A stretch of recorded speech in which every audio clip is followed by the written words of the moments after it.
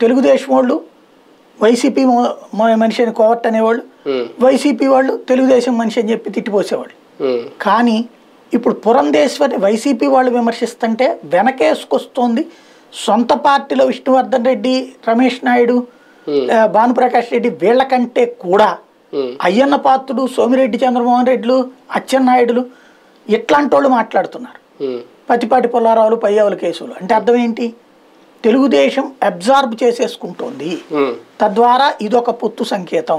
తెలుగుదేశం అధినాయకత్వం అయితే భారతీయ జనతా పార్టీతో పొత్తుకి ప్రిపేర్డ్గా ఉంది. ఇక కావాల్సిందల్లా భారతీయ జనతా పార్టీ అధిష్టానానికి సరైనటువంటి ఆఫర్. ఎందుకు? ఇద్దరు కలిపి 25 వస్తాయి. ఏది ఇటు ఎవరి వైపు ఉండకపోతే ఇద్దరు సచ్చినట్టు మద్దతు ఇస్తారు. రేపు పొద్దున మోడీ తప్పించి అక్కడ ఇంకోటి గెలుస్తాడని ప్రస్తుతానికి ఫీలింగ్ లేదు కాబట్టి జనంలో. అది వస్తే తెలుగుదేశం వైసీపీ ఇద్దరే కూడా మద్దతు ఇస్తారు కాబట్టి.